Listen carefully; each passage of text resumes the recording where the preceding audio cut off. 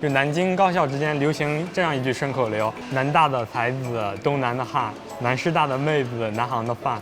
我们都是南师大科学学院的研三的毕业生。就是我其实是很少在外面吃龙虾的，然后今天难得尝试一下。我听我们南航的同学介绍，已经是小龙虾节的第5届了，想在临毕业之际感受一下南京美食的一个打卡地方吧。吃到了人生中第1次榴莲味的龙虾。麻辣小龙虾吧，汤汁辣辣的，虾肉的话感觉入口即化，口感非常棒的。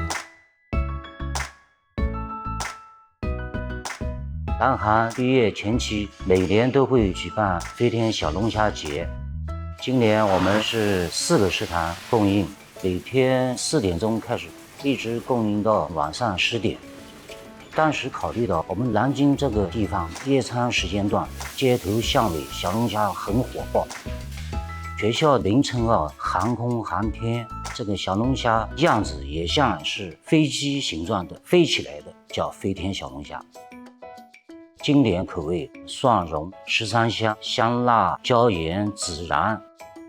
今年新推出了2个，一个是网红的榴莲小龙虾，一个是我们自己研发的奥尔良龙虾。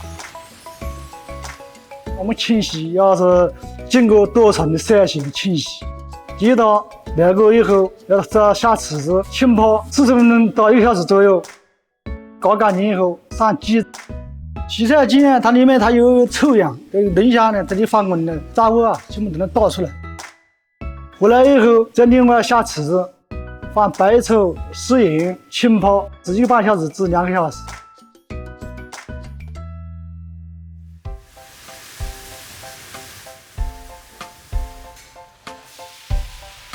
水沥干以后下油锅炸，龙虾炸过以后，它起了保鲜的作用，肉质它的紧绷，保持它新鲜度比较很好。榴莲龙虾制腌了好长时间，将近有1个月，它也不能放任何调料，八角、生姜、大料它一放，它就吃不了榴莲的味道，对吧？榴莲肉打碎，再插榴莲酱，这个必须要下个熬，榴莲的味道浓度它就出来了。青柠檬汁也起到一个清香的味道。榴莲嘛，不能加成为气味、麦香味，加上柠檬的清香混合在一起，那种龙虾的口味呢，就是鲜香味。其他奥尔良味道的什么炸鸡腿等味道口味比较多。那我后来研究奥尔良放的什么原材料，有西方的味道，有中国传统的工艺融合在一起。西方的讲就是奥尔良料，这个东方的呢，包括我们的传统工艺呢，包括蚝油啦、南乳汁啦、排骨酱之类的熬成在一起。这个呢，这个奥尔良呢，它有一点辣味，它这个还可以，今年很流行。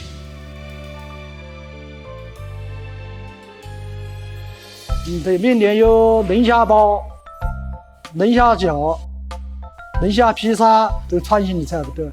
每年都在搞。要是搞雪巴大肉包，在这个品油基础上呢，它更新为什么呢？就是我们烧的龙虾的老卤，再像新鲜龙虾肉摆在一起，它的口感出来，它的自然性，是吧？吃出来龙虾的味道特别浓，还有肉的那个嫩度、香味就出来了。披萨，意大利也过来了，他们的口味跟我们就不一样。和面的时候就是加上一些龙虾汁。你只要放那个龙虾肉，刷梨啦、13香都不能放，它是原味龙虾肉。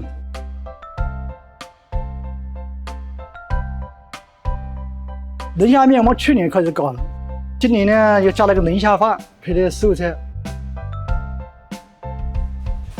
，36一斤，卖3斤，学生来卖3斤生1斤，就花了27块钱1斤。